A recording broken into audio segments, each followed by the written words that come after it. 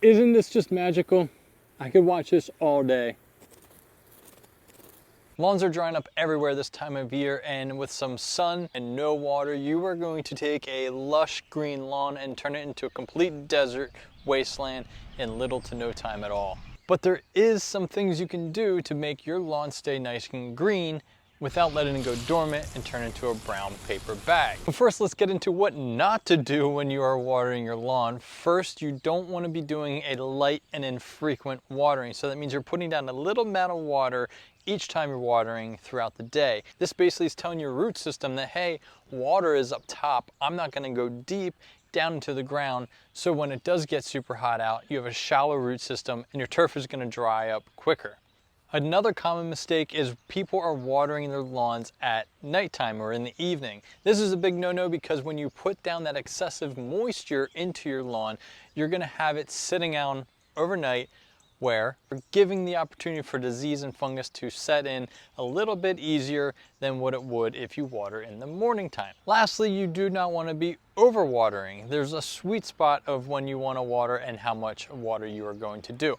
Overwatering is going to make your turf or the soil more saturated, and when you have a saturated soil, that means you're also going to encourage the promotion of fungus. So now that those items are out of the way, let's get into the correct things that you should be doing when you're watering your lawn. Many of us probably heard the deep and infrequent term. Now, deep and infrequent means you're going to water longer, letting the water go deeper into the soil, but you're going to do it more infrequently, so maybe once or twice a week. So the opposite of watering lightly, the water, when you water deep and infrequently, means the water is going to get down into the soil a bit deeper, helping promote those roots to go deeper into the ground.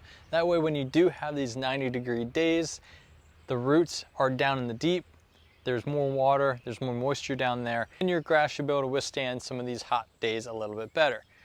So what is deep watering? Well, research shows that you want 1 inch to 1.5 inches of water per week. Now, in order to know how much water you're even putting down, you're going to have to calibrate your sprinkler system. Whether you have an in-ground sprinkler like I do,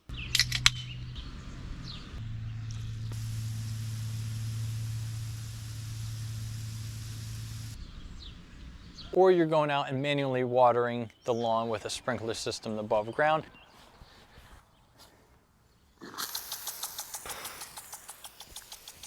Grab yourself one of these. It's a measuring cup, or you can put down a bowl over your lawn. Put it down in multiple areas. Wait for it to get to a 1/2 inch. You can do a 1/4 inch as well. Say it takes 15 minutes to get a 1/2 inch of water. You now know that to get 1 full inch of water, it's going to take you 1/2 hour. If it takes you less time or more time to get that 1/2 inch of water, then you adjust accordingly. Now, what happens if you have very compact soil? It could be hydrophobic, meaning the water wants to run off. It's not actually getting into the ground. So when you're running your sprinklers and you think you're watering it for 1/2 hour and you're getting a 1/2 inch of water, it's actually running off and your lawn's not getting any benefit from that water at all. One quick way to test that is grab a screwdriver and go ahead and put the screwdriver in the ground. If you can get it down in the ground 3, 4, 5 inches, then it's probably pretty good. Now, if you can barely get your screwdriver into 1 inch, then you have a severely compacted area. I highly recommend doing manual aeration, core aeration, spring or fall. You can do spot aeration with some of the stand-on aerators, which is fine too. But you're gonna wanna break up the ground to be able to get that water down into the root zone. But if you don't have a means of aerating or doing anything to that area, then I highly recommend that you would back down the watering. You don't water as long, but you're doing it in intervals. So you're doing 10-minute intervals, maybe over an hour. It could be more cumbersome. You might need a timer. That's where having an irrigation system is super important because you can time that and change custom intervals super easily. So by doing intervals of watering, you're allowing that water to hit the ground, absorb, and then rest. Then it comes back and you're watering a little bit more. It's absorbing into the ground and resting. You're not allowing it to run off. Hopefully after you do some waterings like this, you might break up the ground a little bit with an aerator. You're not gonna have to do so many intervals much longer. It's gonna be able to get down into the ground. It's gonna stay moist and you're gonna have a healthy turf. What happens if your lawn is already dormant? I would probably just not water at all. Watering a dormant lawn can actually cause more injury than harm. You're gonna waste a lot more water to try and bring it back. Just let the rain hit it. Once your turf starts to grow back, once it starts to green up again on its own, then you can try and manage it with a sprinkler system or watering it manually once it's caught up. But until then, I think we're just gonna have to wait until it greens up naturally. By this time every year, my lawn would probably be checking out like most people's. I would try and run sprinklers on an above ground system, rotary impact sprinklers, you name it. I tried setting it up. If you've seen my YouTube channel, I've done multiple DIY above ground irrigation techniques. But this past year, I actually installed an Green irrigation system. It's a super smart irrigation system. It's all controlled on your phone. One of the biggest benefits of that is you have one main line trench.